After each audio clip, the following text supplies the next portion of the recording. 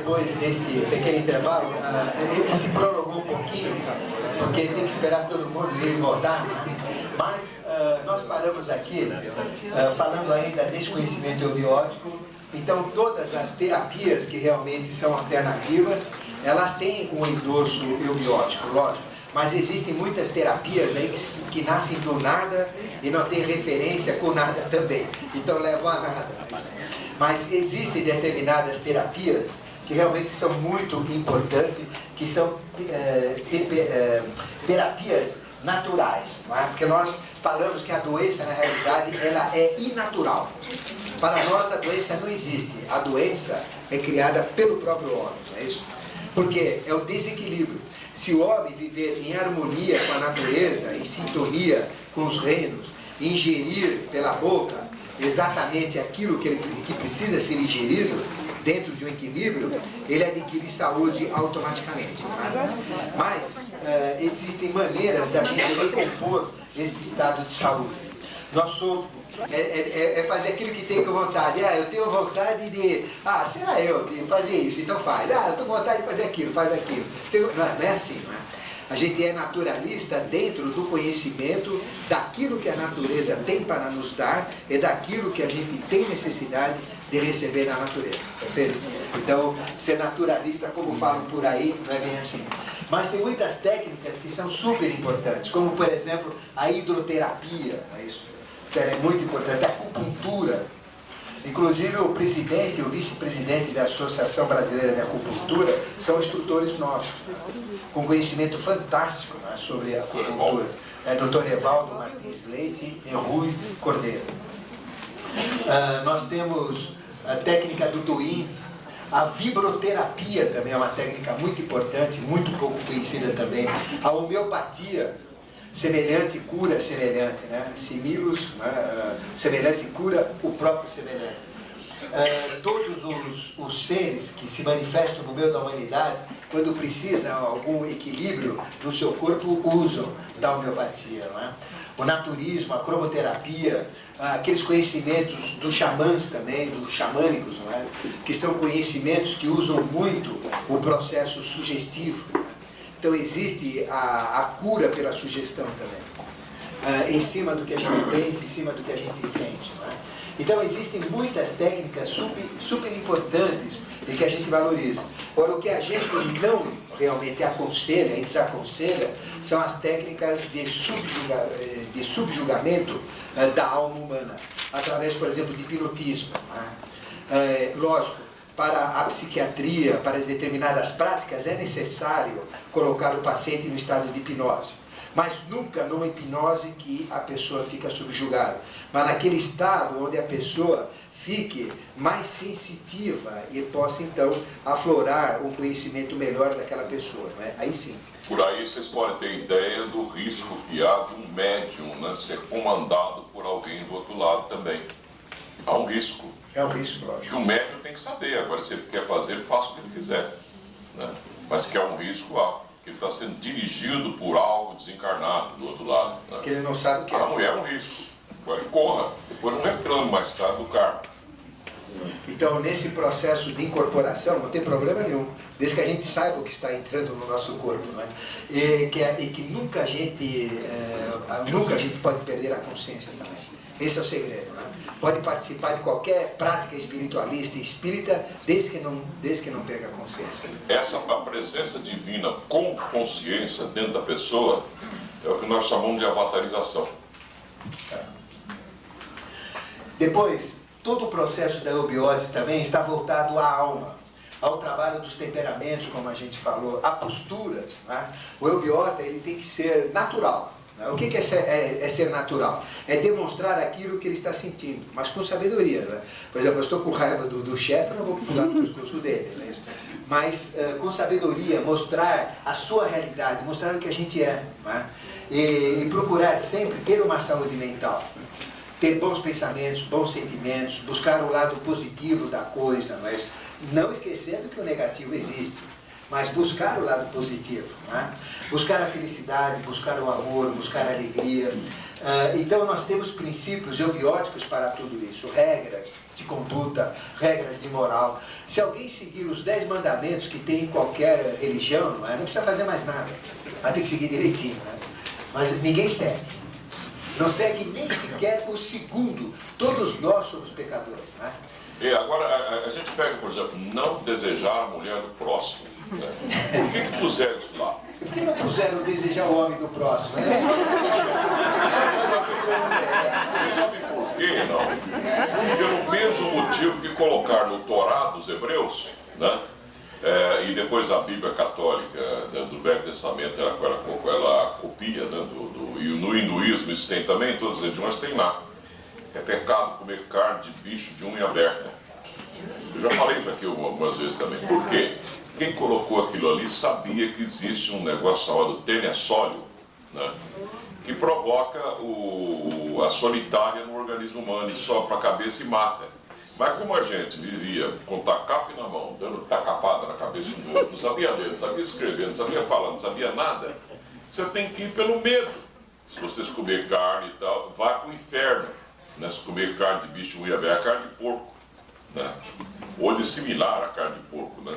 Hoje em dia, vocês não podem julgar a Bíblia ou o Torá ou qualquer coisa pelo que está escrito lá há milhares de anos atrás. Vocês têm que entender o porquê foi escrito naquela época e não ficar assim, ele já está aqui atrasado. Não é isso. Tem gente aqui na Terra que está atrasadinha ainda, então ela precisa de pecado, de inferno, daí a necessidade das religiões, vocês entendem? Ou seja, não, assa carne de porco e come, eu adoro a carne de porco. A Bíblia, ela tem a verdade. Isso que eu falando é a verdade. O animal com pata fendilhada, né, ele pode causar pena, essa é a verdade. Mas não que vai para o inferno, aí é mentira. E ele acredita, não pode comer, eu nunca vou comer. Não, você pode comer, corta a pata dele fora. Mas sem essa mentira que o Valdemar falou, como é que você vai corrigir o comportamento errado da pessoa? Por exemplo, o que nós estamos falando aqui é tudo mentira também. Mas como é que nós vamos enfiar na cabeça de vocês que vocês têm que ter uma postura mental diferente? Contando um monte de mentira para vocês fazerem um jogo mental superior àqueles jogos mentais anteriores que vocês estão fazendo, acostumados. Quebrar aquela rotina de vocês. Até que um dia vocês falam assim, eu já pensei tanto que eu não quero nem pensar mais. Então vocês falam o seguinte, como o pai é o 1, né? O pai é o 1. A mãe é o 2, que é positivo e negativo. O filho é positivo, positivo, negativo, negativo. Ele é o 3, né? É o quadrante que vocês têm aqui, ó, né? Positivo, positivo, negativo, negativo, das ordenadas cartesianas. Bom, então vocês, para que vocês cheguem no pai, que é o 1, né?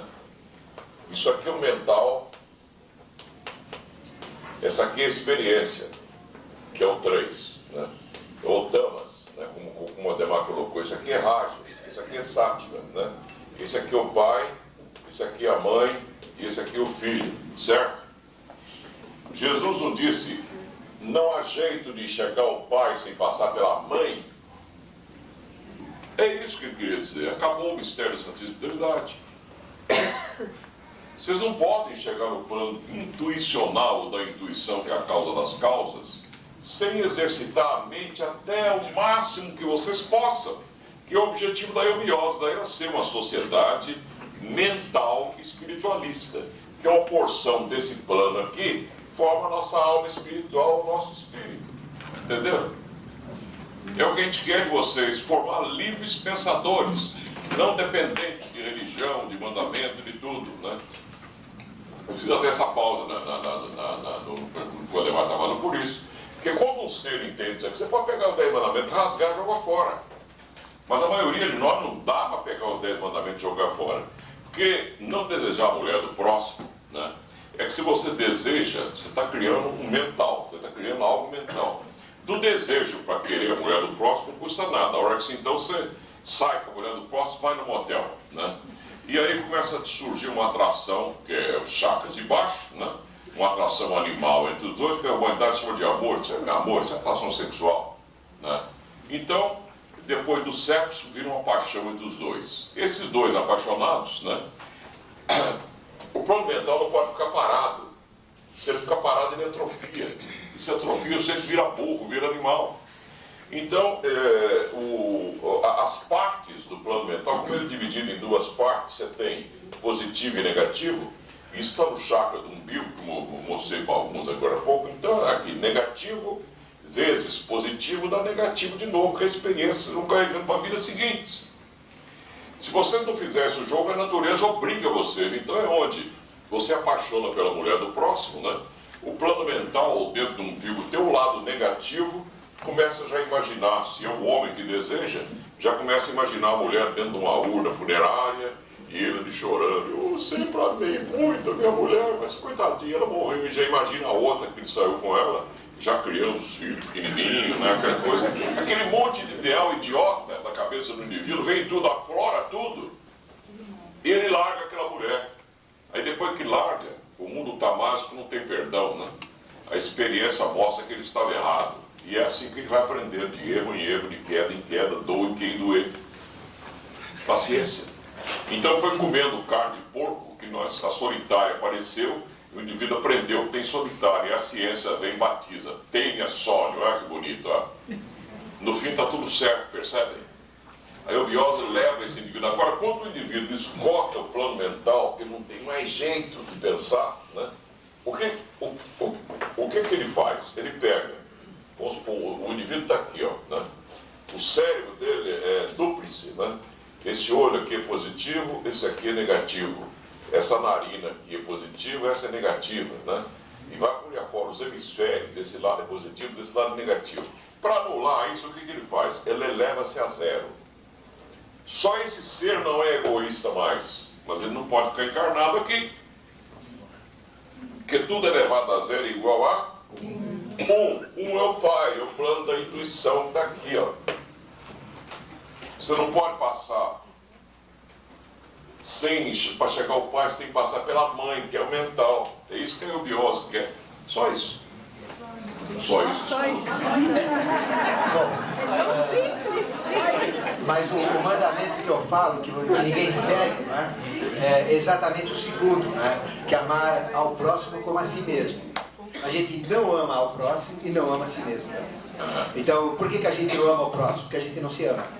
Então é simples, olha, não é simples. Por que a humanidade, por que existem crimes, por que existem problemas com a humanidade? Porque não entende esse mandamento que é o mais simples. Porque foi colocado com o texto de uma maneira errada. Tem que ser mais explícito, que a gente já bola outras coisas. Então, eu só vou amar aos outros se eu me amar. Eu só vou ser amado, as mulheres vão me amar se eu me amar. É isso? Então a gente tem que se amar para ser amado. E na hora que eu me amar, eu amo os outros me amam. Esse é o processo, né? E esse mandamento, ele está dentro desses processos de preceitos eubióticos para a sociedade, para a iniciação. São muito amplos esses preceitos. Eles são filosóficos, mas têm sempre uma praticidade. E toda a estrutura da eubiose, que é a teosofia para o ciclo atual, ela se baseia nos 4 atributos de Deus. Né? Deus tem 4 atributos. O atributo do amor, da verdade, da harmonia e da justiça. São 4 maneiras de eu chegar a Deus, não é isso?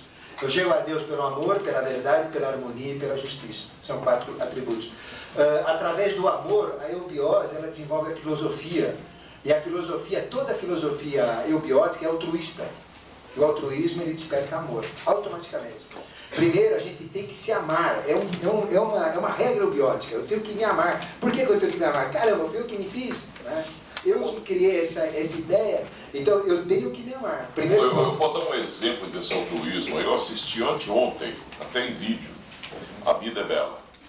Desculpe que assistiu Sentado no Brasil, a gente fica naquela nacionalismo piegas nossos, falar que Sentado no Brasil é melhor que o... Não, Sentado no Brasil é um excelente filme, mas A Vida é Bela é melhor.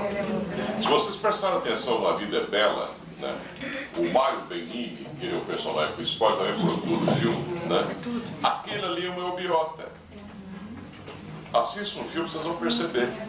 Ele está sempre alegre, ele está sempre feliz, ele está sempre satisfeito com a vida e ele consegue com isso salvar o filho dele e a mulher dele e ele próprio morre. Por outro, ele meteu um zero em cima dele, ele não está ligando para ele. Salvou a mulher e o filho. Salvou Rajas e Tamas. E ele próprio se transformou em sático, ofereceu em benefício à humanidade. Isso que o eubiota quer realizar. Ele se oferece a Deus. Eu estou a serviço de Deus. Aí eu, Carvalho, azar, Carvalho não está aí com ele. Quer dizer, eu estou falando isso, não é que eu seja assim. Todo o processo da teosofia, da eubiose, ela liga-se nessa estrutura dos 4 poderes de Deus, ou das 4 qualidades de Deus. Então nós temos o amor, a verdade, a harmonia e a justiça. O amor a gente desenvolve pela filosofia, sendo altruísta. Então a filosofia, o objetivo dela é chegar no amor. E toda filosofia, ela tem como base a ética. E não existe amor sem ética. Então, a ética é a raiz da filosofia, é a raiz do próprio amor, é a raiz de Deus. Então, é o princípio que nós temos da filosofia. As religiões, todas as religiões buscam Deus. E a máxima teosófica diz que não existe religião superior à verdade, porque a verdade é Deus. E na realidade, todas as religiões buscam a verdade, e a verdade é Deus. Então, a verdade, ela liga-se às religiões. E nós seguimos todas as religiões, respeitamos todas. O Edir Macedo tem um valor fantástico. Não o Edir Macedo, a religião que ele criou, mas... Então, todas as religiões têm. Como também o candomblé, como também a Umbanda, todas as religiões têm a sua importância, não é? Depois tem a harmonia. A harmonia é um equilíbrio, não é isso? E a harmonia, ela diz que algo está realmente de acordo como deve ser. Isso que é harmonia. É algo que está encaixado no momento correto, no instante correto e no ponto correto da evolução. Então, a harmonia a gente consegue desenvolver pelas artes. Se a gente quiser ter uma pessoa harmônica, uma pessoa que realmente viva em sintonia com tudo, em equilíbrio, a gente tem que dar artes para ele. Não é? Por isso que a antroposofia, através da pedagogia Waldorf, que é uma pedagogia eubiótica, porque Rudolf Steiner nada mais é do que uma das 7 expressões maiores que surgiram na face da Terra, recentemente, e ele trouxe então todo o conhecimento da antroposofia, antropos-homem, sofia, sabedoria, e ele ensina pela arte. Então a arte realmente enobrece os espíritos e leva à harmonia. Isto é arte. Não estas artes que tem por aí, não é? Exatamente, doenças mentais. Doenças mentais. Ajuda muito em processo de doenças mentais, facilita o processo de entrar em harmonia. E o 4º princípio é justiça. O que tem de ver com ciência? Lógico, o cientista ele busca sempre as leis que regem os fenômenos. A ciência nada mais é do que aquele fator da humanidade que busca identificar as leis dos fenômenos. Isso é ciência. E através da ciência a gente chega na lei maior, que é a lei de todas as leis. Porque entre a causa e o efeito que existe na ciência, existe aquilo que determina a relação entre ambos, que é exatamente a lei. Então, todo esse processo de lei liga-se à justiça. Se a gente for, por exemplo, no círculo esotérico da comunhão do pensamento, vocês vão ver amor, os 4 elementos: amor, verdade, harmonia e justiça. Aí vocês veem na eubiose aqui, vocês vão ver filosofias, religiões, artes e ciências. É diferente, não é? É a mesma coisa. Entendeu? A abrangência é que a gente tem que ver.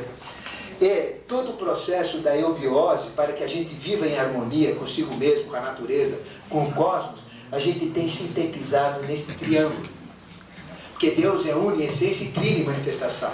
E nós somos trinos como cabeça, tronco, membro, espírito, alma, corpo, braço, antebraço, mão, coxa, perna, pé, falange, falanginha, falangeta, cérebro, olho, boca, sistema respiratório, sistema circulatório, sistema digestivo. Não é? A gente sempre é trino. E essa trindade, ela tipifica um processo de harmonia. E como é que a gente consegue isso? Buscando esses valores de toda a filosofia eubiótica. Buscando a síntese e a harmonia, porque a harmonia representa a harmonia das esferas, a harmonia pitagórica, que é a harmonia universal.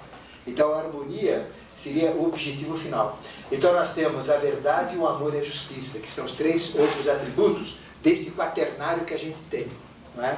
Então quando eu tiver verdade, amor e justiça, eu estou em harmonia. Esse é o princípio. E como é que a gente faz? A gente começa pelo pensar. Porque o homem é um livre pensador, é isso? E todo o processo de iniciação é cônscio, é consciente. Nós temos que realmente estar acordados e entender mentalmente. Não adianta aceitar nada. Por isso que no processo de iniciação não se deve aceitar nada do que se ouve. E ao mesmo tempo não se deve duvidar de nada. Porque se vocês aceitarem o que a gente fala, o que o Carvalho fala, Vocês podem estar aceitando uma coisa errada. Não porque nós falamos errado, porque vocês têm preconceitos, vocês têm dogmas, vocês entenderam de uma maneira que vocês foram ensinados a entender, que não é aquilo que a gente quer passar. Então não se aceita nada, mas ao mesmo tempo não duvida de nada, aceita tudo, não aceita nada e não duvida de nada, porque se vocês duvidarem, vocês fecham as portas. Pega o conhecimento, põe lá dentro e deixa lá. E cai na luta, cai na pesquisa. Na hora que aquilo bater como verdade, aceita. Então a gente começa aqui. Esse é o primeiro ponto, né? É pelo pensar buscar a verdade. A iniciação começa aqui. E nós vamos fazer o ciclo total agora. Então começa a pensar buscando a verdade. Aí você vai ver que você tem o sentir dentro de você. E às vezes você não sabe se você pensa porque você está sentindo, se você senta porque você pensa, se você pensa porque você quer. Isso tudo é embaralhado dentro de nós. Não é? Então a gente não sabe realmente dominar. Então o que a gente faz? Separa. Primeiro pensar. É o primeiro ponto da iniciação. Nível 1. É o nível 1 da iniciação. Pensar. Na hora que a gente começa a pensar, aí eu penso por mim, eu sei pensar. Eu não preciso pensar aí pelo ratinho, né, do Caravaggio, eu não preciso pensar pelo Gugu, não preciso pensar pelo Faustão. Eu penso por mim, não é isso? Na hora que a gente começa a pensar, aí a gente percebe que tem sentimento também. Aí a gente começa, pelo pensar, comandar esse sentir. Começa a usar aquilo que a gente chama de inteligência emocional. Ou seja, ter o sentir, mas quem leva o sentir para os seus caminhos é exatamente o pensar. E trabalhando esse pensar, a hora que eu trabalho o sentir, eu vou começar a buscar o amor, automaticamente. E fazendo este trabalho, né, eu vou querer que isso aconteça. E quando eu começo a querer, ter esse princípio de querer, brota dentro de mim o próprio sentido da justiça. Então veja que a gente vai formando esse ciclo. Agora, como é que eu vou conseguir pensar? Pelo estudo. É a ferramenta que eu tenho para pensar. Como é que eu vou sentir? Pela minha educação. É isso. Aquilo que a gente sente, ódio, eu xingo. Amor, ai meu amorzinho, né? Então, a educação. O querer, a gente consegue pelo trabalho, pela atividade. Esse que a gente desenvolve o querer. Como é que eu vou conseguir pensar e estudar? Dentro do princípio de escola, que é uma escola de iniciação nossa. Como que eu vou conseguir sentir e ter educação? Do teatro da vida, ser insultado, não é isso? Enfrentando a mulher chata, o marido chato, enfrentando o chefe, as situações. Porque, na realidade, todos nós vivemos no teatro da vida, com máscaras de pai, de filho, de secretária, de chefe, de patrão, não é? De líder sindical, de operário. Não faz mal. Então, esta é a função de teatro. E onde que eu vou realmente trabalhar, onde que eu devo trabalhar? No meu templo. E o nosso corpo é um templo vivo. Esse é o nosso templo, não é isso? Porque dentro dele tem a centelha divina, a centelha de Melquisedeque. Ou seja, quem criou este ser fui eu mesmo, que é o meu mestre, o meu superior, o meu interno, o meu Cristo interno. Então, através do trabalho, a gente, dentro do nosso templo, a gente vai chegar, então, na própria justiça, que é a própria lei. Depois, como é que a gente consegue crescer nesse processo de pensar, estudo e escola? Tendo paciência. Essa é a qualidade da mente. A gente tem que ter paciência. Como é que a gente consegue realmente trabalhar a educação, ter um sentir mais adequado e buscar o amor? Pela humildade. Quem não é humilde, ele vai ter tudo isso mascarado, ele não vai chegar nos valores essenciais. É pela humildade. E como é que a gente vai conseguir trabalhar, querer, fazer acontecer e trabalhar esse templo que é o nosso corpo? Pela perseverança. É fazer yoga? É fazer yoga todo dia. É assistir aula com chuva? É assistir aula com chuva. Não é? Tem que ser perseverante. É buscar. Não, eu quero saber. Não entendi. Quero saber. Quero saber. Quero saber. É a perseverança. Depois, trabalhando nesse processo, a gente vai conseguir transformar. Porque a gente transforma tudo pela mente. O homem é aquilo que ele pensa. Se eu penso que eu sou azarado, pronto, a urucubata não sai da minha porta.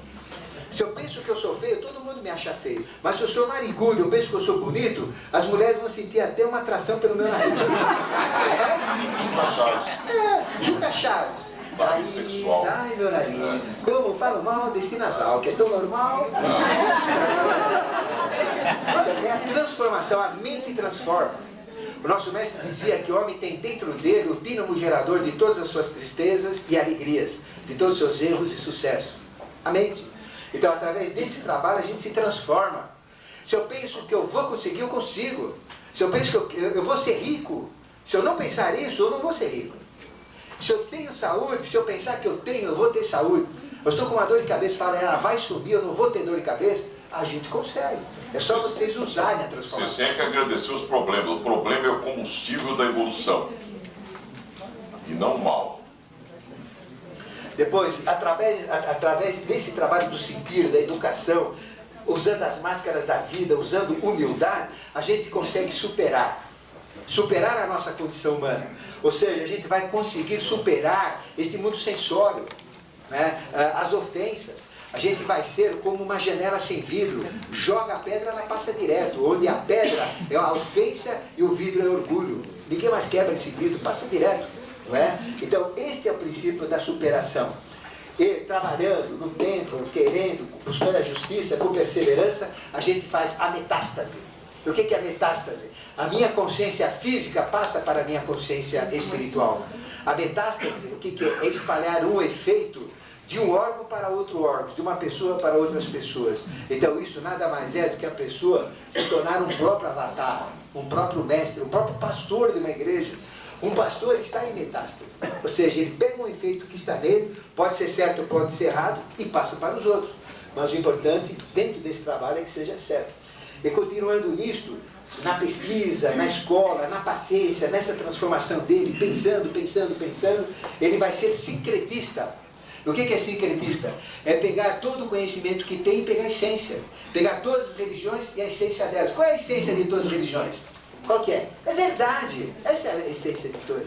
Porque toda religião busca a verdade. Ou não busca a verdade? Busca a mentira? Não. Então não é religião, busca a verdade. Então a gente vai ser sincretista. Vai pegar todo o conhecimento e pegar a essência. Ou seja, a gente vai colocar dentro da cabeça essência.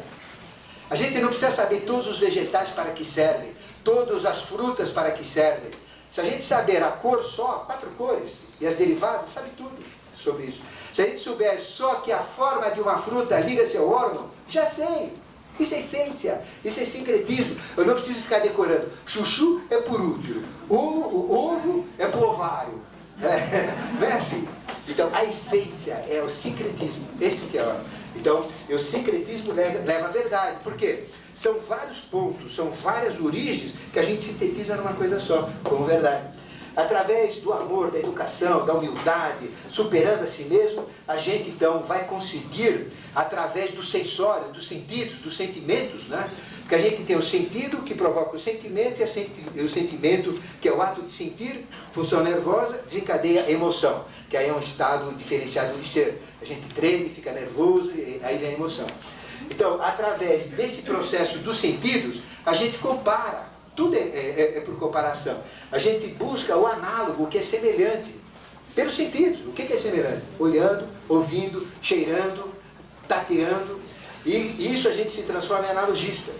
E por esse processo todo, né? Deixa eu terminar o raciocínio, camarada. Dentro desse processo todo de querer, do trabalho, do tempo, da perseverança, da metástase, a gente chega então na harmonia. Ou seja, a gente é harmonista. O que é um harmonista? É aquele que busca o equilíbrio. O que é uma coisa harmônica? É uma coisa equilibrada. É uma coisa que está ajustada naquele espaço-tempo, na evolução. Então, dentro de um templo, nesse processo de transformação, dentro de uma busca de uma lei, eu vou ser harmonista.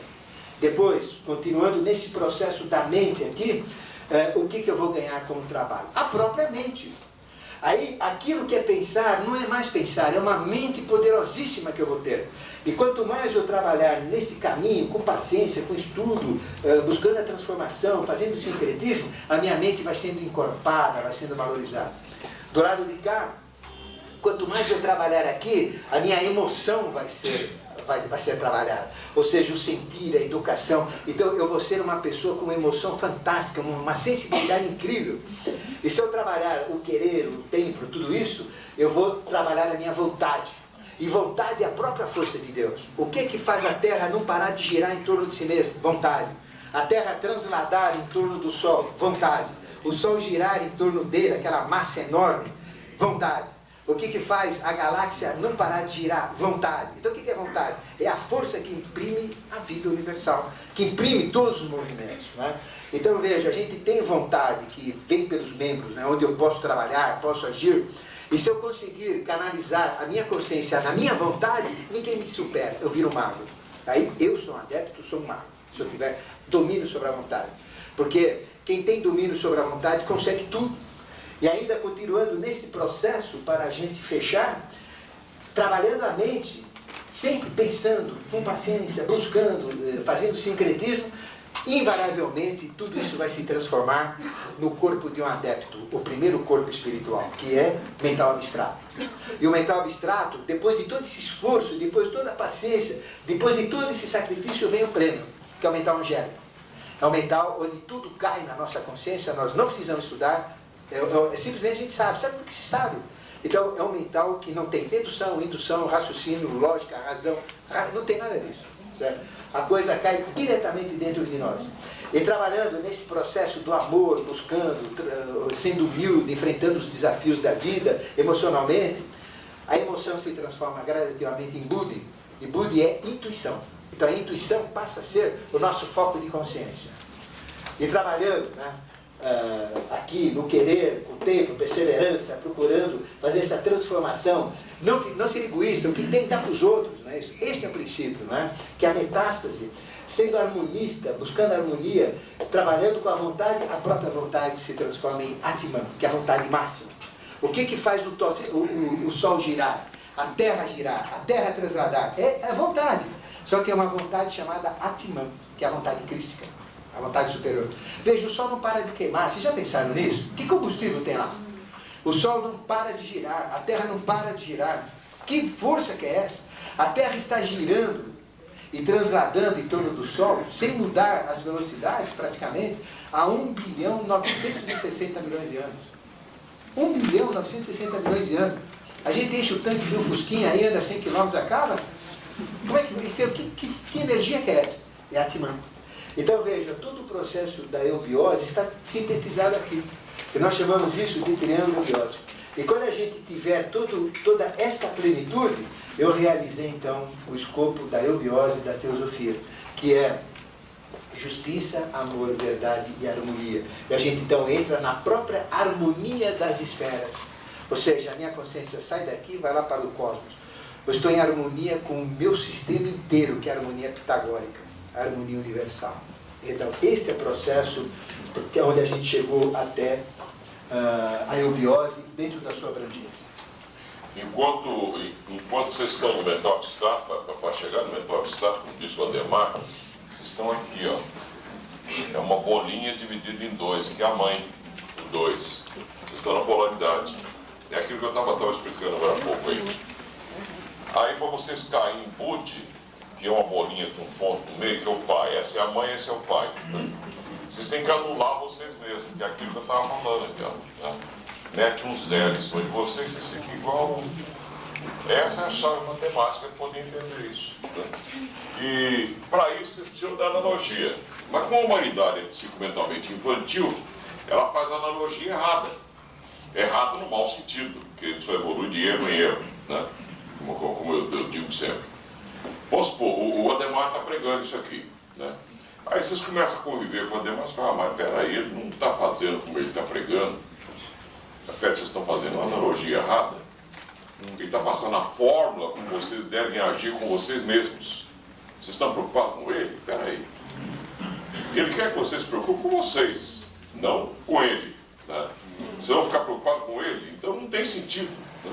Então, mas esse raciocínio é que leva, por exemplo, o indivíduo a ter um monte de discípulos. Por onde ele vai, tá aquele bando, parece um rabo atrás dele, aquele monte de discípulos atrás dele. Né? Quando ele pisa na bola, sai tudo, vai embora e fica sozinho. Né? Isso é o quê? A analogia. Né? Se vocês analisar a analogia pelo grego, ana, do grego quer dizer sem, falta de.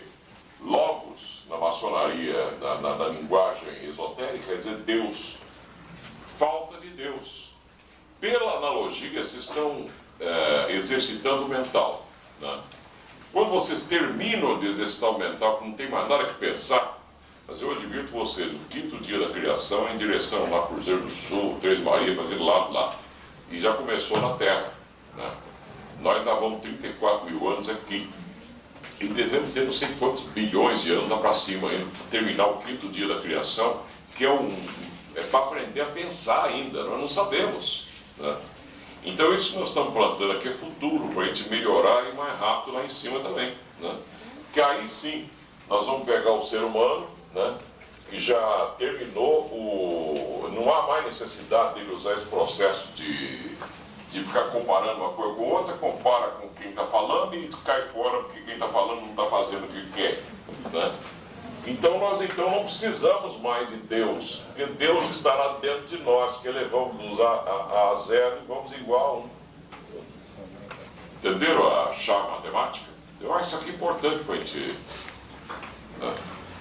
Bom, em cima então de todo esse conhecimento, que vocês já tiveram uma abrangência, né, para entender, agora vai ficar fácil da gente falar as outras coisas, né, que vem em sequência, né? Ou não? Moleza agora, tudo é mais fácil. Bom, então, em cima dos conhecimentos eubióticos, a gente tem as revelações para o terceiro milênio, né? O terceiro milênio, na realidade, vai começar agora, quando terminar o ano, né? Mas o ano astrológico mesmo, ele vai começar dia 21 de março. Então nós vamos festejar a entrada no ano 2000, agora é dia 21 de março, né? Porque até agora nós não entramos. Nós estamos em dezembro, é o 10º mês, janeiro é o 11º mês. Então ainda falta mais um mês para a gente fazer a festa de fim de ano, né? Do conhecimento esotérico. Que começa dia 21 de março, que é o ponto vernal astrológico, astronômico. A gente segue as regras astrológicas, né? Então nós temos as revelações para o terceiro milênio. E as revelações é que vai ter realmente, tudo começou em 1989, e no ano de 2005 nós teremos a manifestação de mais uma trindade, que periodicamente se manifesta no meio da própria humanidade. Nós temos, a trindade é feita por Maitreya, Akidorji e Akigorj. Maitreya representa a figura andrógena, a figura central, tendo dois aspectos, né? Ele representa a consciência crística maior. Ele vem com 100% de consciência e este ninguém vai crucificar, né? Este não vai apanhar, nós é que vamos apanhar, né? É o contrário. Mas antes da manifestação dele surgem dois seres, que é Akidorji e Akigorj. Akidorji, ele é conhecido como Mitradeva, ou aspecto solar. E Akigorj, ele é conhecido como a Pavanadeva, ou aspecto lunar. Então, ele tem um aspecto masculino e um aspecto feminino. Mas é um andrógeno, né? Só que ele se mostra mais como homem e o outro se mostra mais como mulher. Então, esses dois seres, antes de surgir o primeiro, que é o principal, né? Que Maitreya vem quando a coisa já estiver mais ou menos ajeitada para dar uma nova tônica. Mas para dar esta nova tônica, esses dois surgem antes. Ele é conhecido como Cavaleiro das Idades. Dentro das linhas ocultistas, né? Ele é conhecido como Akidorj.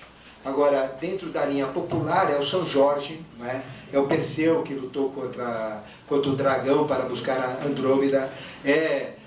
Toda essa figura, é o Ogum, né? Que tem essa figura montada no cavalo branco. Então ele é simbolizado exatamente sobre o cavalo branco, montado sobre o cavalo branco. Mas na realidade ele é o próprio Cavaleiro das Idades. Ele representa os 4 cavaleiros do Apocalipse, né? O cavalo branco do domínio, o cavalo vermelho da guerra, o cavalo negro da fome e o cavalo amarelo da peste. Então esses 4 cavalos é o que vai acontecer aplicado por esses 2 cavaleiros antes da manifestação de Maitreya. O mundo está transformado, ou vocês não perceberam? Em 1989, com a queda do Muro de Berlim, acabou toda a estrutura social. Então tudo está desmanchando, então tudo está sendo atrapalhado.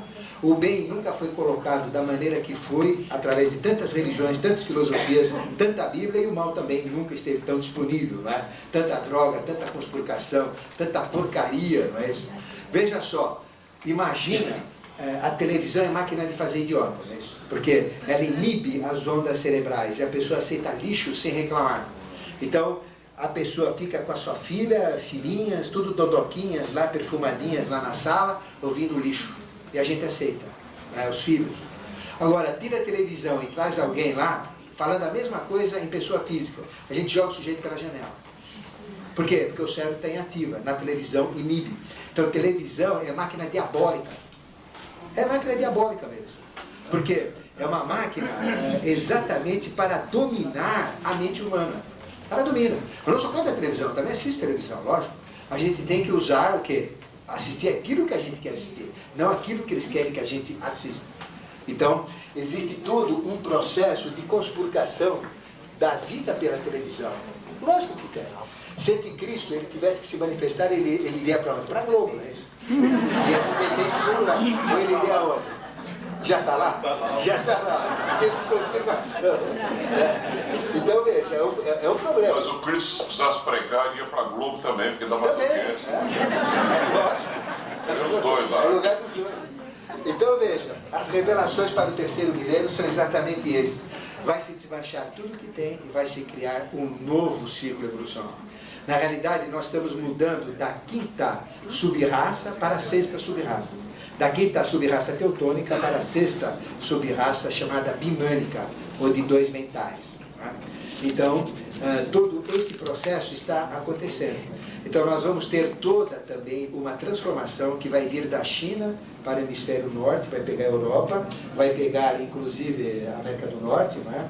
E por reflexo, por tabela, vai pegar a Oceania, a África e a América do Sul. Mas nós vamos ter muito menos influências, né, do que vai ter lá em cima. É um processo que está previsto.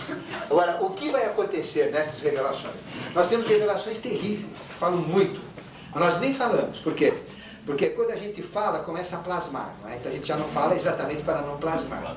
Depois, ninguém sabe o que vai acontecer. Não é? Entrando um pouquinho aqui no jogo do Cristo e do Anticristo. Ninguém sabe, vai depender do quê? Da humanidade. Então, em cima do posicionamento da humanidade, é que nós teremos, então, as revelações acontecendo. Mas não são nada boas. Né? Agora, como nós somos de uma linha vishnuísta ou construtiva, nós, então, estamos esperando desmanchar mais um pouquinho para começar a construir. Né? E quem vai dar as regras de construção é exatamente Maitreya.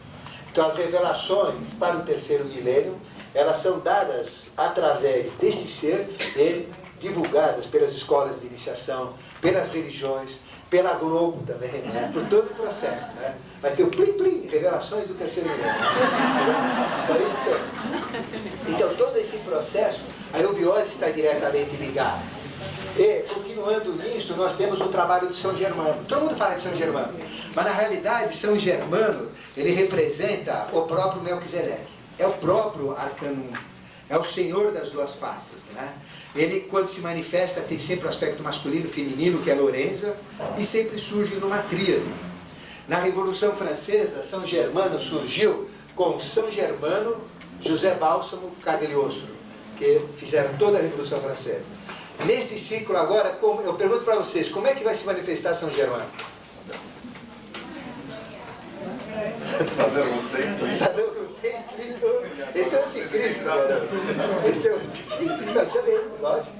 Mas ele vai se manifestar exatamente nesta figura aqui. É Maitreya. Não tem diferença de São Germano e Maitreya. É uma questão só de missão. Quando ele vem com uma missão particular, uma missão direcionada, então ele surge um aspecto coringa, que nós chamamos, que é São Germano. Né? Sempre de uma forma terra. E quando é para uma manifestação maior, ele vem com o potencial avatárico, que é Maitreya. É a mesma coisa, por exemplo, aqui, estou na aclimação, eu me chamo Ademar. Lá na Zona Leste, eu desmunheco, me chamo de Margarida. Eu sou o mesmo Ademar, só que lá eu estou com uma outra função, não é isso? Então, aqui sou um, lá sou outro. Eles também são assim. É apenas nome, a essência é uma só. É isso que a gente precisa entender. A essência é sempre uma só.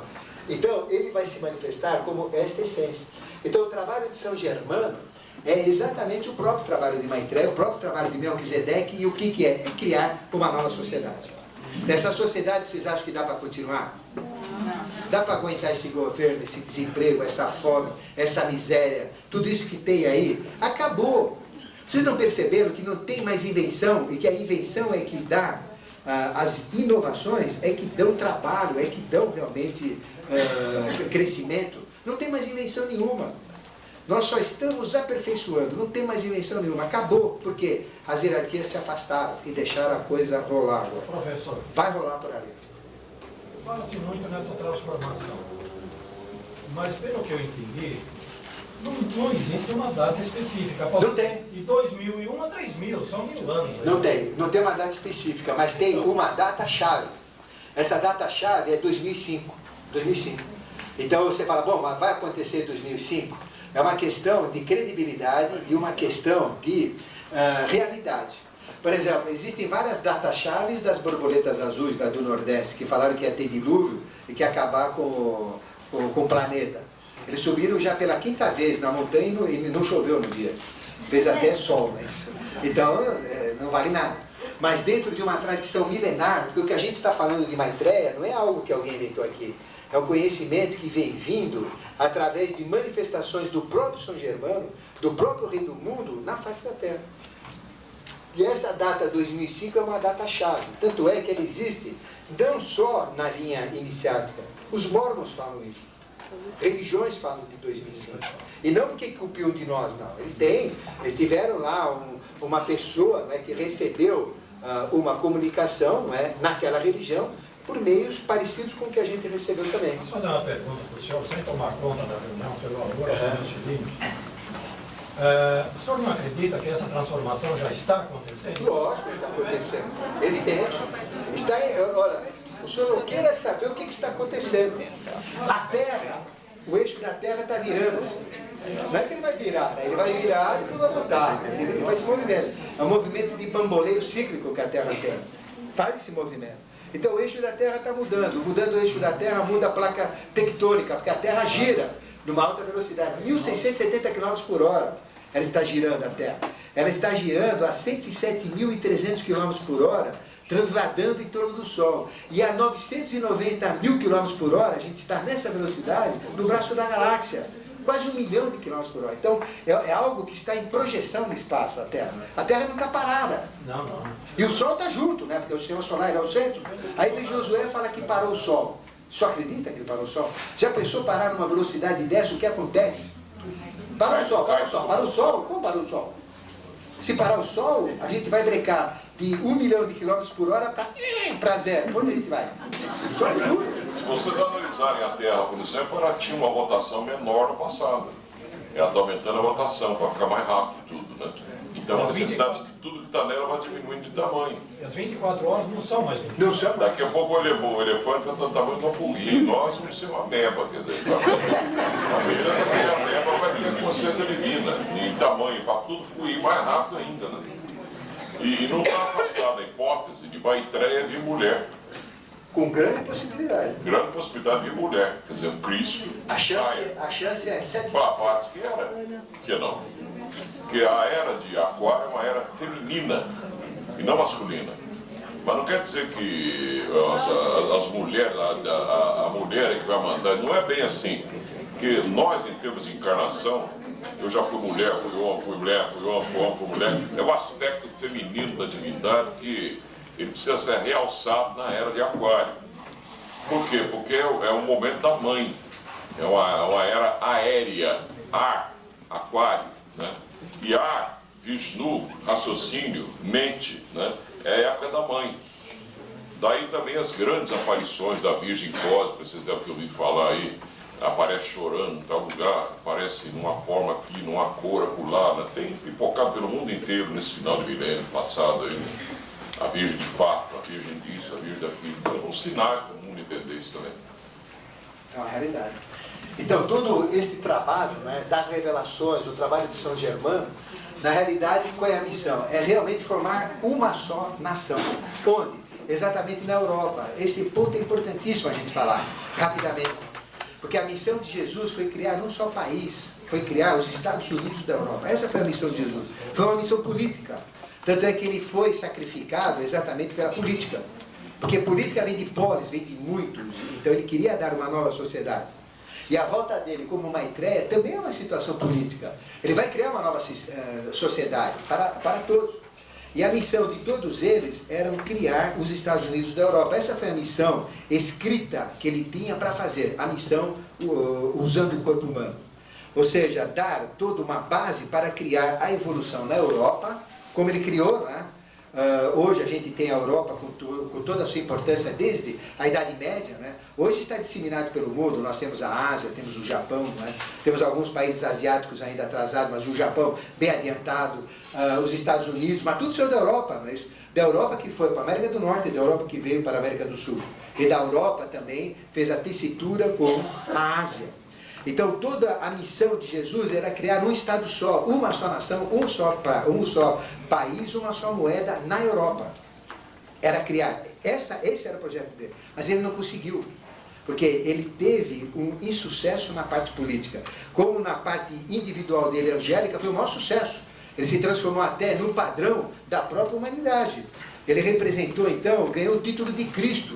Então Yoshua ben Pandira, um anjo caído, foi o anjo resgatado, então ele ganhou este título. Foi um sucesso. Mas na missão dele, avatárica, foi um fracasso. Ele não conseguiu fazer. O mal venceu naquela época. Não é? E veja, ali vocês têm o nascimento e a plasmação da Torre de Babel. O que é a Torre de Babel? É a Europa. Não tem outra Torre de Babel. A Torre de Babel é a Europa. Cada pedacinho de terreno falando uma língua. Quando o projeto, dentro da marcha das civilizações, que o próprio Avatar, Jesus, queria fazer, era um país só. Aí nós temos Espanha, França, Inglaterra, Itália, a da pizza e não sei o que lá, não é? Cada um fala uma língua diferente. Então foi um insucesso. E a partir desse insucesso, periodicamente se manifestaram seres para realmente mudar essa situação toda. Tentaram mudar essa situação toda, não é? Por exemplo, todas as guerras que ocorreram. Nós tivemos, a partir de 1111, uma ordem chamada Ordem de Maris, que foi criada. É uma ordem que tinha essa missão de formar um país só em toda a Europa. E depois, em 1162, criaram uma segunda ordem, que é a Ordem de Maris, aliás, de Avis, para proteger esta ordem. Então, dentro desta ordem, era criar uma só nação, criar um só povo e acabar com a Torre de Babel. Não é isso? Mas não conseguiram. Aí vem as guerras das cruzadas. Todas as guerras das cruzadas eram guerras comandadas pelo próprio rei do mundo, nessa expressão. Vocês falam guerras? Sim, guerras. Por quê? O que são cativeiros? Miscigenações raciais. Por que o judeu esteve tão preso? Ele, por exemplo, teve o cativeiro da Babilônia, que Ciro liberou, cativeiro do Egito, né? Que Moisés liberou o povo. Por que teve essa mistura? Esse cativeiro? Para misturar raças. Então, todo o processo das cruzadas, todos aqueles movimentos das guerras, foi para formar um só país na Europa. Não conseguiram. Aí vieram os mouros. Né? E veja só que tinha uma ordem chamada Ordem dos Templários, ligada às ordens secretas, que tinha essa missão de formar um só país. E na Ordem dos Templários o que aconteceu? Nós tivemos duas figuras, o Papa Clemente V e Filipe IV o Belo, né, que estavam na tanga de tanta farra, de tanta orgia, e os templários ganhavam 10%, que eram mercenários, de tudo que eles conseguiam nas cruzadas, né, e fazendo essa marcha, tentando formar um só país. Aí o que eles fizeram? Ficaram de olho na fortuna, mataram todos e sacrificaram um grão-mestre que foi Jacques de Molay, queimado em praça pública.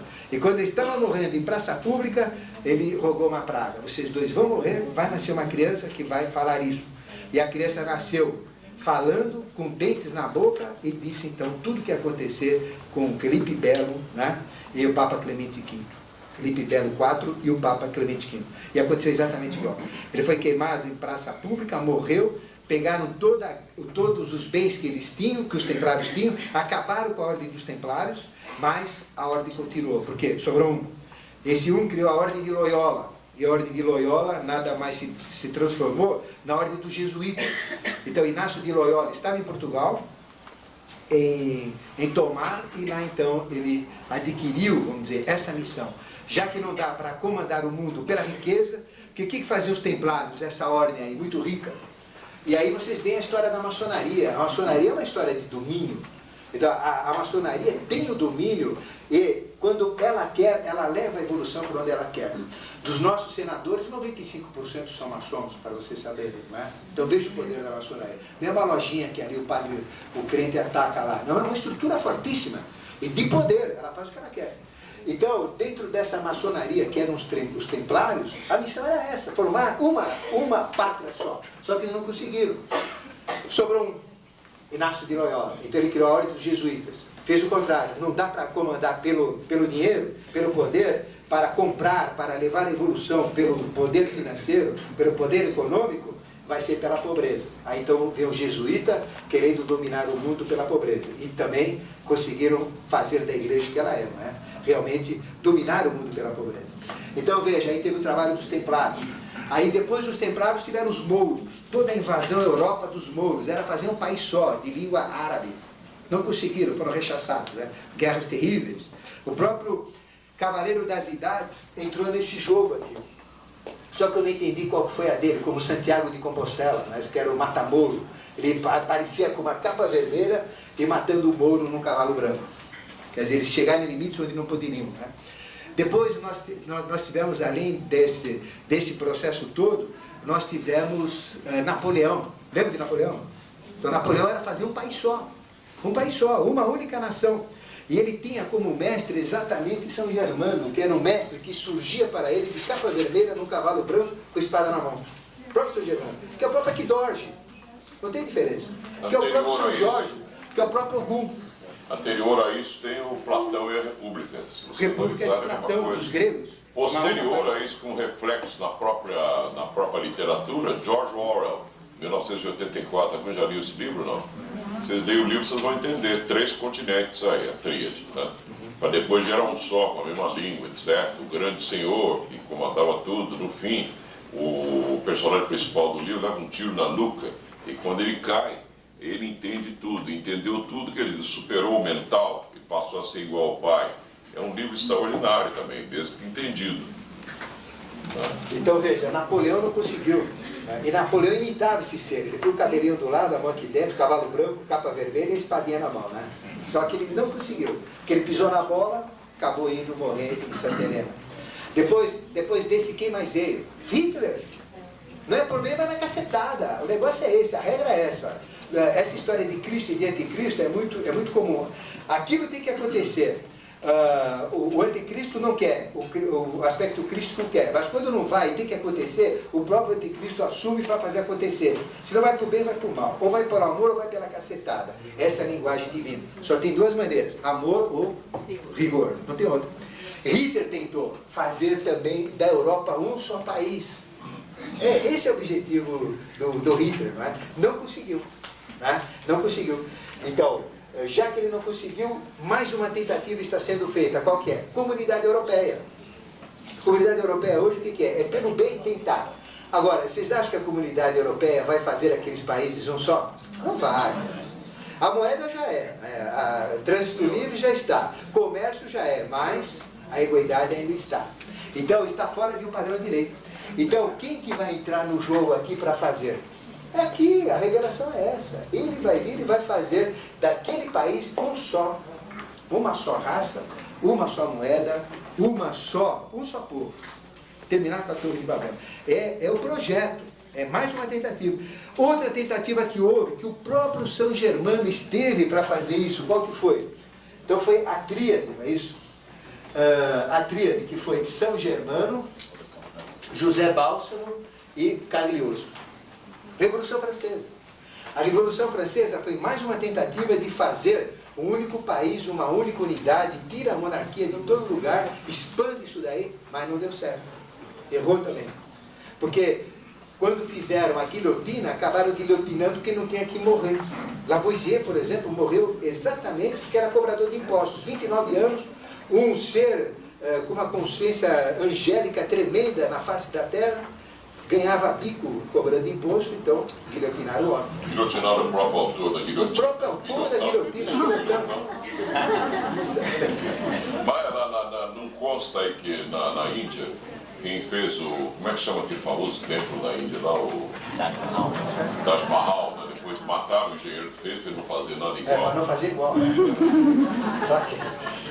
Então veja, todo esse trabalho, né, de São Germano é exatamente esse. Vocês já pensaram, por exemplo, na escravidão? Por que aconteceu a escravidão? É importante entender isso, porque vocês vão entender o processo, né? Quem é a favor da escravidão? Ninguém, mas para aqui não tem nada.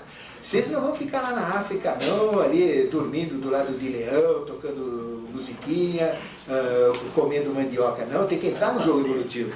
Ah, é? Não quer? Fica lá, vai. Quantos manus entraram na raça negra? através do candomblé, através da umbanda, buscando para o espiritual, buscando através de técnicas trouxeram. Não, não querem saber, querem ficar na boa. Ah, quer ficar na boa? Ah, peraí, escravidão. Leva para misturar as mônadas lá em cima dos Estados Unidos, leva para misturar as mônadas aqui na América do Sul, e o que deu em resultado com a raça negra? Uma evolução fantástica. Hoje a gente vai em Detroit, a raça negra é de tirar o chapéu. A gente vai em Washington, 70% é raça negra. Vai em todas as grandes cidades, Detroit, né, capital do automóvel, é raça negra. Uma raça bonita, forte, inteligente. Compara, se eles ficassem lá e não tivesse escravidão, o que aconteceria? Eu não defendo a escravidão. Eu estou dizendo o mecanismo de lei. É a mesma escravidão dos hebreus, que não quiseram misturar o sangue. Você vê hoje, pelo instrumento de sopro, o negro é melhor ainda. É melhor. Né? Você pega, por exemplo, boxe, né? É difícil achar um barquelão bom de briga. Né? Corrida, né? Esporte, atletismo, no modo geral. Vem aqui no Brasil, na São Silvestre, quem ganha é um queniano. Queniano. Tá? E olha, e se tiver um ataque nas raças, a raça que vai sobrar é a raça negra. É a mais forte. A raça que tem mais potencial ligado à terra. Então veja, é para entender esse processo. Então hoje houve um crescimento muito grande. Então houve realmente. Né? Então isso é necessário. E a lei faz isso. E agora, qual é o trabalho dessas revelações, o trabalho de São Germano? É formar mais uma vez uma nova sociedade. Imagina um europeu que tivesse em seus valores de essência tudo que o português tem, né? Que eles vão reclamar. Tudo que eu sou português, posso falar, descendente. Né? Tudo que o italiano tem, tudo que o alemão tem, tudo que o belga tem, tudo que o russo tem, tudo que o inglês tem. Já pensou tudo isso num ser só? Toda essa capacidade, cada um tem um potencial diferente. Francês é diferente do alemão, não são iguais, não. A maneira de pensar. Português pensa diferente. Você chega para português, não, a pessoa fala que ele é burro. Não, você chega para o português, você pergunta, você tem relógio? Ele fala, tem, mas que cara burro, não está vendo que tem um relógio? Você pergunta, sabe onde fica a rua tal? Sei. Mas cara, por que ele quer saber se eu sei? Quer dizer, você tem que ir direto, você me dá a hora, ele te dá. Onde fica a rua tal? Ele te diz ali. Então, mas, cara, esse cara é burro, ele me pergunta se eu sei onde fica a rua, sem mais nem menos. O cara não pensa. Então, não é que nem a gente. Então ele pensa muito com o coração, porque pensa com o coração. Tem um princípio de inocência do português fantástico. Né? É, muito inocente. Por isso que ele é enganado. Então veja, todo esse processo, o português pensa de um jeito, o alemão pensa às avessas. Eu trabalho com o alemão, tenho clientes alemães, né? Ele pensa ao contrário. Por isso que fala que, desculpe, né? Mas também posso falar, né? Tenho descendência também. Alemão e português que estudou matemática. Ou seja, ele pensa do lado mais difícil, por isso que fala que alemão é complicado. Mas não é que ele é complicado, a maneira dele pensar é diferente. O inglês pensa diferente também dos dois. E o francês? Vocês pensam totalmente diferente. A maneira que cada um enfoca as coisas, que ele usa o raciocínio, a maneira que ele sente, os valores éticos, folclóricos, morais, psíquicos, são diferentes. Imagina tudo isso dentro de um sangue só, dentro de um só povo. É o povo ideal. Seria o ideal. Ainda mais misturando raça negra, japonesa, fazendo de lá um cadinho, mas não deu para fazer. Porque não deixaram a raça negra entrar lá na Europa. Não deixaram. Quanto tem de raça negra na Europa? Tem. Quantos chineses tem na Europa? Então, está errado.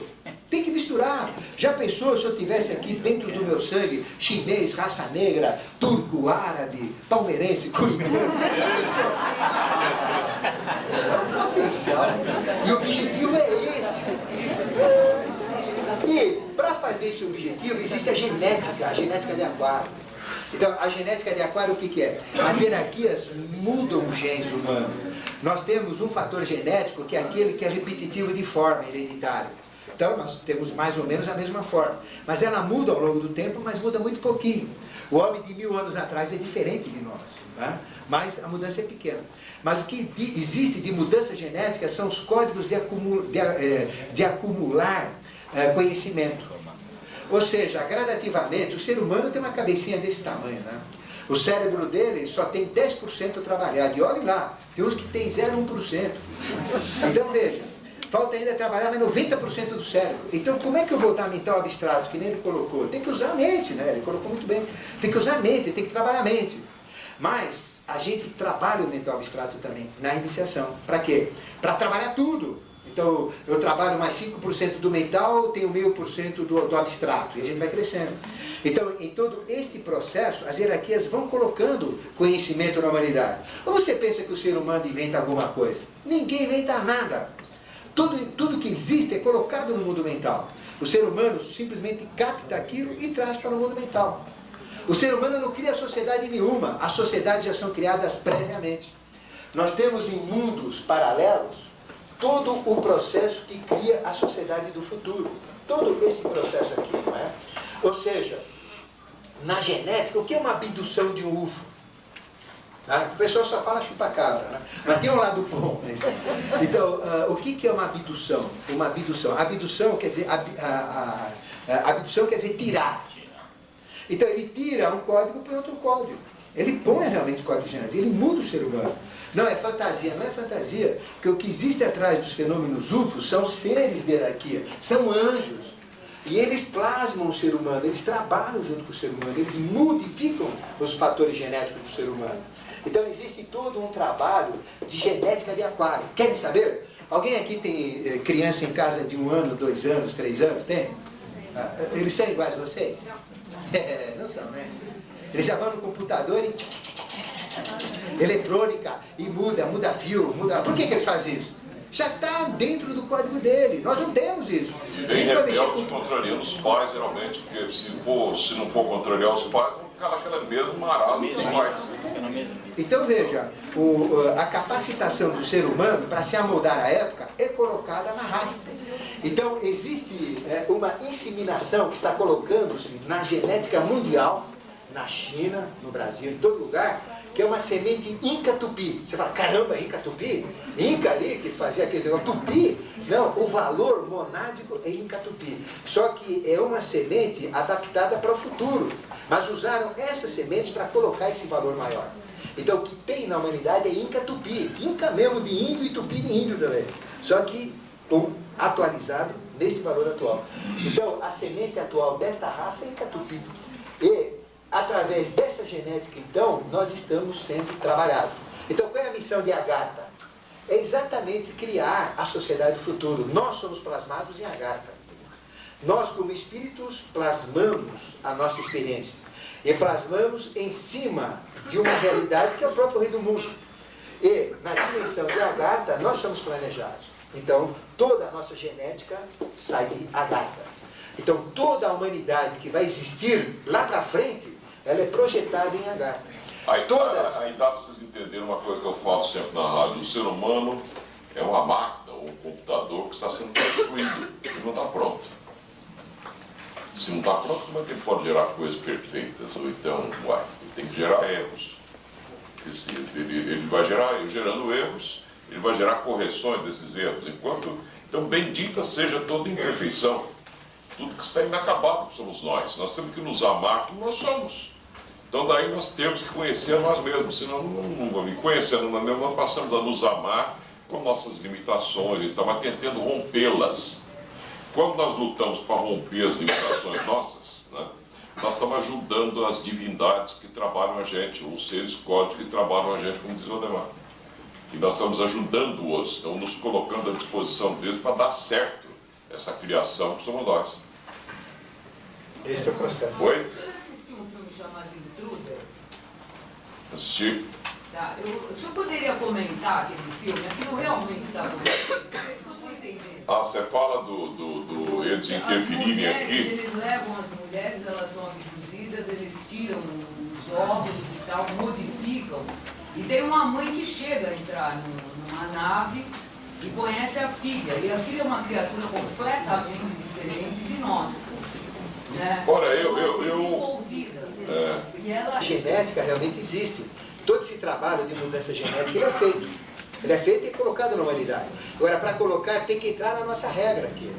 Então, o que é o UFO? O UFO nada mais é do que um equipamento mesmo, que permite a entrada de dimensões, ou a mudança de dimensões, das dimensões deles para as dimensões nossas. Eles entram aqui e interferem. Tanto é que toda explosão atômica teve acompanhamento ufológico. Toda viagem do homem à Lua teve acompanhamento ufológico. E toda guerra teve acompanhamento ufológico. Guerras do passado, eu falo. Alexandre Magno estava em uma guerra, surgiram 2 UFOs e acabou a guerra. Eles nunca viram aquele aparelho lá, não era para ter guerra. Então, bem, na Guerra Mundial, quando o homem entrava, quando o alemão tentava entrar na Rússia, o UFO não deixava, sumiu com batalhões inteiros. Então existem limites, não é? E eles comandam esse processo. Mas, acompanhando, toda essa genética já é diferente. É só olhar os netos, os bisnetos, os filhos, crianças, já são diferentes. E dentro de todo este jogo iniciático, nós temos não só o papel do Cristo, mas o papel do anticristo. Né? Que na realidade não tem diferença nenhuma do Cristo e do anticristo. Mas tem alguma diferença? Não tem. Porque eles são 2 aspectos de uma mesma coisa. O Cristo não existe sem o anticristo. É impossível existir. E o anticristo não existe sem o Cristo. É impossível existir. Então, esta polaridade é que dá o atrito na evolução e faz as coisas acontecerem. Ou seja, dentro de vocês não tem o diabo não está dentro de vocês. Vocês não tem nada, vocês são só bonzinhos, vocês não tem nada de ruim. Não tem vício, não tem erro. É lógico que todo mundo tem. Então nós temos o anticristo dentro de nós. E nós temos o Cristo também dentro de nós. Temos os 2. Esse é o jogo. Agora, qual que está comandando o processo nosso? Vocês que determinam, não é isso? Qual que vai comandar o processo da humanidade nesse jogo? A humanidade. Então, se a humanidade buscar... Por isso que o Edir Macedo não pode se atacar. Existe ladrão lá dentro? Lógico, tem em todo lugar. Não é? Mas o objetivo dele é divulgar a Bíblia. E a Bíblia é uma linguagem, não é? Onde a pessoa pode se transmutar, seguir o mandamento. Então, existe o lado bom aqui. O mal está dentro do bem, o bem está dentro do mal. Essa é a realidade. Então, o jogo do Cristo e do anticristo é exatamente dentro do livre-arbítrio humano aplicar a lei. Mas respeita o livre-arbítrio humano. Se a humanidade mudar agora, buscar valores bons de ética e de moral, o anticristo então vai ter menos força. E se, pelo contrário, ela se perder, o anticristo vai ter força. E as consequências kármicas, os cataclismos, são decorrentes disso. Ficou claro? Então existem previsões, mas a gente não pode dizer que vai acontecer, porque a gente procura mudar o ser humano. Esse é o objetivo, para diminuir estas previsões. Elas servem apenas como uma referência.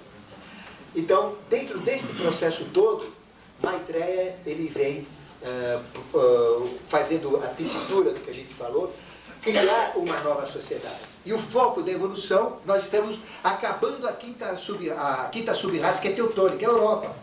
Então a Europa, não é que a gente quer que isso aconteça, não, é um processo de lei. Então a Europa, ela vai ter que se transmutar, vai ter que mudar. Ou muda por bem ou muda na cacetada. Essa é a finalidade.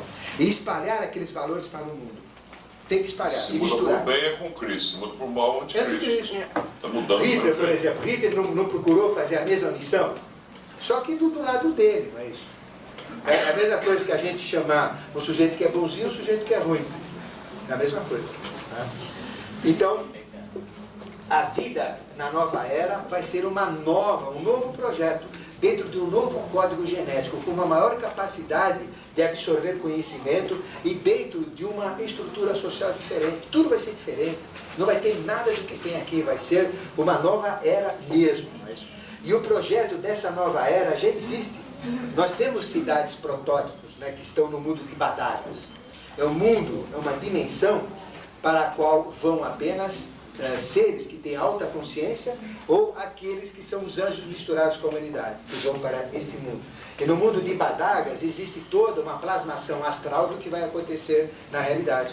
Tudo antes de acontecer fisicamente já existe no astral. Todo conhecimento que existe é colocado no mental. E o ser humano simplesmente ele pega este e faz acontecer. Por que acontece isso? Porque nós, como espírito, fazemos isso. E nós, como matéria, fazemos realizar. Projetamos e vimos realizar. Não é? E no mundo de Duarte, nós temos todo o mundo arquivo da evolução. Não é isso? Tudo que aconteceu no passado, tudo que está acontecendo no presente, e todas as invenções, não é? Todo o futuro, ele é colocado nesse mundo mental também. Então nós temos, além dos arquivos, temos também conhecimentos do futuro em Duarte. É um mundo onde a gente cresce violentamente. É um mundo, é o único astral que a gente evolui, é Badagas. E o único mental que a gente evolui é Duarte. No plano mental a gente não evolui quando vai para o plano mental, depois da morte. é no plano astral que também não evolui. A gente só evolui encarnado, ligado ao corpo físico. Quando morre, são só ajustes, né? Astrais, ajustes mentais. Então, e desse ser, então, dessa estrutura, que nós chamamos a estrutura do rei do mundo, isso é Melquisedeque. O que é Melquisedeque? Essa estrutura. Melquisedeque representa a figura central, que faz o jogo polar. E dentro dessa figura nós temos os 7 Dhyanas, que são as 7 consciências, 7 planetas, 7 linhas, ligado às 7 chakras da Terra que eu falei para vocês.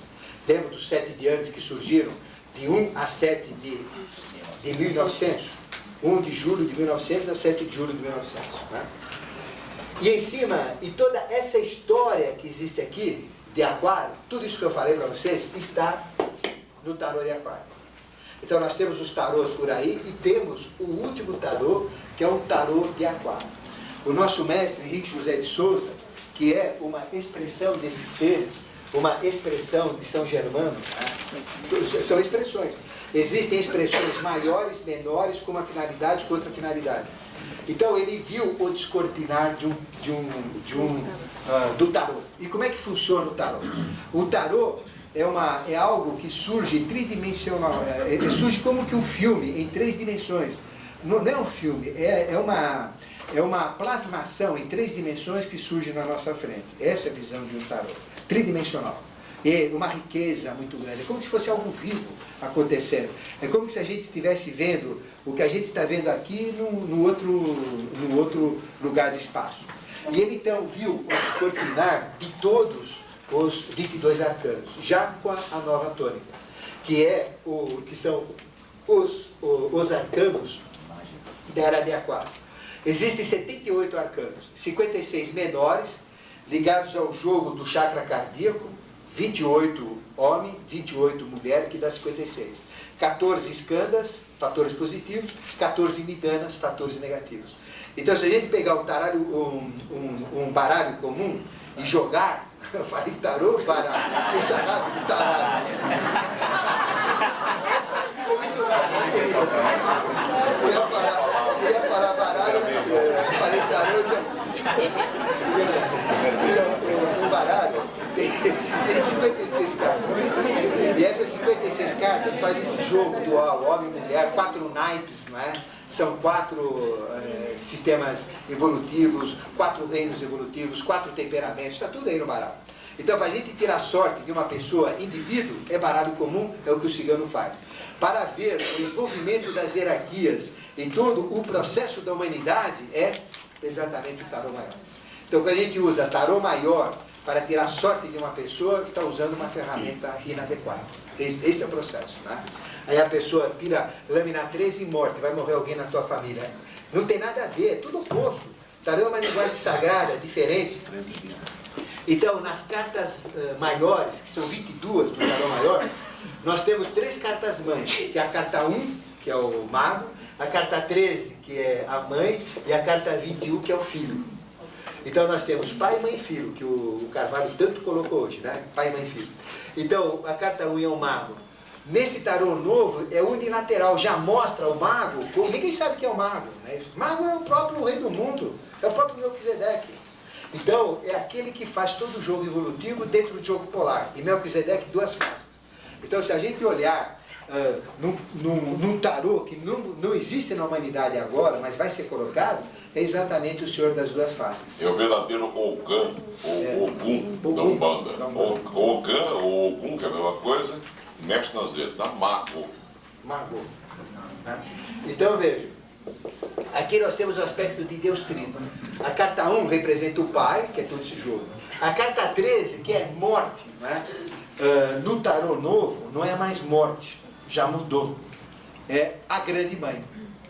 13 é o número da mãe, certo? Se a gente pegar na matemática divina 7 elevado a x, então a mãe é o 2 que ele colocou. Vai dar o quê? 49. Somando 13, arcano 13. E o que que saiu? O que que sai da polaridade? 49 hierarquias da mulher. Essas 49 hierarquias femininas dão o 13, que é o arcano. E 13 dá quanto? 4. O que que é 4? O filho, que é o quaternário, né? Os 4 reinos, os 4 temperamentos. Então veja, é um tarô muito diferente, já fala da mãe. Então mostra o quê? É um tarô que ele viu, esta imagem, saindo a transmutação. Abre-se uma cova, a cova se mexe, não é isso? Sai fora o tampão, aí nasce uma caveira e a caveira vai se transmutando numa criança. Isso é o quê? É o próprio processo da mãe. O que é a mãe? A mãe é o transpasse da experiência. A mãe, ela traz a morte para a vida, ela traz algo que não existe e faz esse algo existir, não é isso? É o que diz o tarô. E nós falamos isso no tarô tradicional, ninguém tem. Nesse tarô já é direto. Já diz que é mãe. No outro é morte, é azar, vai morrer gente na tua família. Morre nada, vai nascer gente naquela família. E como tudo é uma coisa só, o arcano 13, por exemplo, é um arcano, vamos dizer, apenas um exemplo rápido, é o arcano de escorpião. O escorpião é como o fênix. Enquanto ele vai no fundo do poço, você fala, agora morreu o escorpião. Não, ele ressurge das próprias cinzas, levanta de novo, e mete a cara e vai em frente. Então daí dizer-se que é o signo mais esotérico do zodíaco. Quando ele quer. E o arcano 21, no tarô normal, é um louco. Nesse tarô de aquário, chama-se libertação. Ou seja, o louco no tarô atual é para deixar o sujeito ficar louco mesmo. Ele representa, com aquele saco nas costas, o homem que adquiriu, ou a mulher, adquiriu as experiências. Então aqui já diz o que é libertação, é liberação, acabou. Ele saiu dos vínculos da carne, está jogando as moedas de ouro, que é a mesma moeda que ele começou a jogar. Então ele chegou no valor, não é isso? Só ele pode carregar o karma da humanidade, porque a simbologia dele é um velhinho carregando um saco nas costas, aí chega um verdadeiro, ele todo curvadinho, velhinho, tudo aparelho, ele põe um saco no chão, toma água num regato lá, e chega o Hércules, não sei, forte, e resolve ajudar o coitado do velhinho. Quando ele passa a mão no saco para jogar nas costas, ele não aguenta. E o velhinho pega aquele saco, joga nas costas, sai dando pulo e ele vai embora. Quer dizer, ele é o Atlas. Ou o arcanjo Ra, Fá, El, Ra, Sol, Fá, quarta nota musical, El, Deus, o Melquisedeque desse momento. Só ele pode carregar todos os problemas da Terra. Que são quais? Que ele mesmo gera, que somos nós. Nós somos pequenos Melquisedeque, somos pequenos Rafaelzinhos, né? Daí parece que refere nos meninos também. Todo menino chamado Rafael, geralmente é um textinho. Então veja, ele mostra uma figura dupla nesse arcano 1. Né? É um ser de duas faces, Melquisedeque. Aí, o tarô também tem 7 planetas, as 7 cartas que são 7 planetas. Que nós temos Lua, né? Lua, Vênus, temos aqui Júpiter, Marte, Mercúrio, Saturno e Sol. São 7 planetas. Né? Aqui está o símbolo deles. E cada carta tem uma correspondência. Né? No tarô normal é papisa, imperatriz, imperador. Né? E os nomes que ele dá também já são totalmente diferentes, né? Dentro desse processo. Por exemplo, a carta 2, que é papisa, a carta 2 aqui é expansão. Então, ou seja, é a mãe que expande o processo, é o próprio 2, a polaridade. Então a polaridade permite a expansão. A carta 3, aqui que é imperatriz, a realização. Então, é a realização. O que é a realização? O filho, é o terceiro aspecto, né? A própria realização. A carta 11 é força, que é representada pela força. A carta 11 aqui já é diferente também. Ela é a polaridade, né? Ou seja, chama coragem. Então a carta 11 é coragem. Então coragem, ela tem o anjo, que é o bem, e tem o diabo, que é ruim. E aí vem a estrutura do maçom que adora Bafomete. Maçom nunca adorou Bafomete. Ele tinha a figura do diabo, que é uma figura que ele não tem medo. Ele tem que confrontar. É um teste com ele. Eu vou enfrentar isso daí. Fala da maçonaria antiga, né? Então, ele tinha que enfrentar o Bafomete, que é o bode de Mendes, né? Chamado bode de Mendes. Porque eu não tenho medo dele, ele não tem poder nenhum sobre mim. Isso é verdade. O mal não tem poder nenhum sobre nós e o bem também não tem. Nós é que determinamos se o mal tem ou se o bem tem. Se eu aceito que o mal tem, já tem. Se eu aceito que o bem tem, ele tem. Então, esta figura já mostra a coragem, arcano 11, que no tarô normal é a força. Então, o 17, né, nós temos um outro 17 está nesse. O 17, nós temos aqui estrelas. Aqui nós temos o sexto sistema. Então a lâmina 17 vai mostrar o sexto sistema. E do sexto sistema, sai um sol, na visão dele, ele viu aquele sol, é um sol dourado, e depois ele se mudava para púrpura. E dentro daquele sol se abria, saía uma mulher, não é? Aí vem a história do aspecto feminino de Maitreya. E daquele aspecto de mulher, saía então uma borboleta. Aí você já sabe qual é o símbolo do Avatar. Não é isso? Então, o símbolo do Avatar é exatamente a borboleta. Então, a manifestação de Maitreya é conhecida como a manifestação da própria borboleta. E por que a borboleta? É a transformação, não é isso? Ela não vem de uma lagarta, ela não se transforma no anjo. Lagarta é terra, ela anda ali, né? Ela é um bicho feio. E depois ela se transforma em quê? Num deva.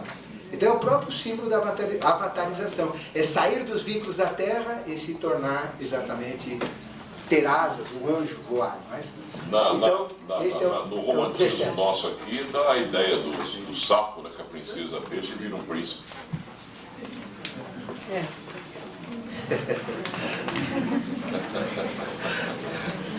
Nós temos o 20, que é julgamento. E o julgamento aqui é o mesmo, é julgamento. Só ele não muda. Então, é o mesmo valor. Só que a simbologia é totalmente diferente, né, da simbologia atual. É muito mais entendível este julgamento. O 22, que é o mundo, não é? Também não muda muito o 22, que chama vitória. Então, o que é o mundo, a 22ª lâmina, a última lâmina do tarô? É exatamente o 4, 2 mais 2, 4. Representa então a terra, ele vê a terra iluminada com fogo, né? Ela pega fogo a terra. E isso é uma realidade. Cada ser que adquire a consciência crística cria uma chama no céu e traz a luz para a terra. E essa luz para a terra vai para a Shambhala. E lembro que fisicamente isso se reflete no magma. Então tem o fogo dentro da terra, tem o fogo. Se todo mundo se cristificar, isso vai acontecer no Polo Sul, que não vai ser assim, vai ser diferente, no sétimo ramo racial da 7ª subraça, na 7ª raça-mãe. Então todos nós deveremos ser iguais a Cristo. Ou seja, nós deveremos ter a consciência crística. E todos nós vamos então criar uma mancha no sol, vamos apagar o sol. E aquela luz vai ser trazida para a terra. E a terra então vai acontecer o quê? O sol apaga, a terra acende. A terra é o novo sol. Ela atrai tudo para dentro dela, ela se expande e dá origem a um novo sistema. Este é o simbolismo do tarô. É exatamente isso, não é? É simples, não é? E para completar, nós temos mais 12, não é? Então 3 mais 7 dá 10, com mais 12 dá 22. E para cada uma destas cartas, 5, 6, 7, 8, 9, 10, não é? 12, 14, 15, 16, 18, 19, nós temos então um dos 12 signos. Aí vem Jesus com um valor centenário na evolução, porque existiam 7 na realidade, né? 7 seres, só 3 entraram no jogo, né? que foi João Batista, Jesus, 5º princípio, e Jesus, 6º princípio. Os outros 4 ficaram na reserva, no banco de reserva, técnico não pôs. E os 12 signos, ou seja, o mistério crístico tinha todo o aspecto de pai, mãe e filho, Sagrada Família, não é isso? E tinha todo o aspecto também dos 7 planetas que estavam no jogo, e tinha os 12 signos, que são os 12 apóstolos. Ou seja, o que é a Santa Ceia? Jogo de tarô, é o próprio tarô, não é isso? Então, é exatamente o jogo de tarô. Então, cada um desses signos, ele tem toda uma simbologia também, né? Tem um simbolismo diferente, né? Então, este é, na realidade, o tarô de Aquário. E nas lâminas 1, que é o mago. Depois nós temos na lâmina 5, não é isso? Na lâmina 5, que é o Papa. Temos na lâmina 7, que é o vencedor. Temos na lâmina 12, né, que é o enforcado, que é o próprio enforcado. E temos na lâmina última, que é a 19, não é? Que é o Sol, nós temos a figura de Melquisedeque, ou uma figura dupla. Sempre a figura dupla. Então, relaciona-se ao próprio rei do mundo, nessas figuras. Isso a gente lê, enxerga diretamente no tarô. Então, todo o tarô que vai ser ainda colocado na humanidade, que só está em escola de iniciação, ele retrata tudo que eu falei até agora dentro do próprio tarô. que ele tem toda a história da humanidade aqui. E por último, o objetivo disso tudo, dessas hierarquias, desse acontecimento, dessa transformação, dessa evolução, é formar a República Eubiótica Universal. Isso não quer dizer que a eubiose vai comandar o mundo, não. Mas a filosofia eubiótica, que é a própria filosofia, que a própria teosofia, a filosofia do rei do mundo, né? Essa estrutura é que vai realmente fazer esta República Universal. É uma república onde se vive em harmonia consigo mesmo, com a natureza, com o cosmos, com o universo. E o sistema que vai ser usado é o sistema da sinarquia. É o mesmo sistema que Rand tentou colocar, que o próprio rei do mundo tentou colocar, que o Hitler tentou colocar pelo mal, totalmente às avessas, que Napoleão tentou colocar e não conseguiu. Tá? E o próprio São Germano tentou na Revolução Francesa. Então, novamente, nós vamos ter mais uma tentativa nesta virada e nessa manifestação. Professor, a gente vai poder comprar logo?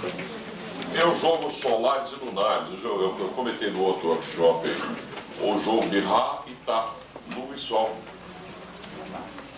Por enquanto, por exemplo, vamos fazer uma suposição aqui, não é bem assim, né?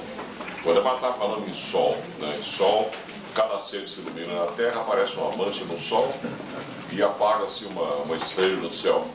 Parece quantificada, mas na realidade é isso mesmo. Né? Até que tudo na Terra se ilumine, ou nós todos nos iluminemos, o Sol apaga inteiramente e ainda acende. Então, por exemplo, a Terra, em relação ao Sol, ela é lunar, como um satélite do Sol. O Sol que está lá brilhando, né? Mas ela vai passar a ser o próprio Sol. No futuro. Então, essa história de uns seres são lunares, outros solares, a magia negra, a magia branca, isso é falta de entendimento. Esse é o jogo de Melquisedeque. Vocês têm o jogo de Melquisedeque em cima, o jogo de Melquisedeque embaixo. Embaixo é para o nosso intermédio, homens e mulheres separados, essa briga toda. Em cima, através dos astros. Mas nós é que movimentamos tudo, no cosmos inteirinho. Nós não somos pouca porcaria, não. Bom, com isso então a gente dá por terminado o workshop. A gente avisa, né, que nós teremos mais onde a gente vai ampliar mais esses conhecimentos na semana que vem. Nós temos os livros que nós falamos, né? Também nós temos a Silvana, que está aqui presente, né? Se alguém se interessar naquela viagem a São Tomé, a Chichen Itzá, é só falar com ela. Ela está aí. E se vocês quiserem fazer perguntas, a gente está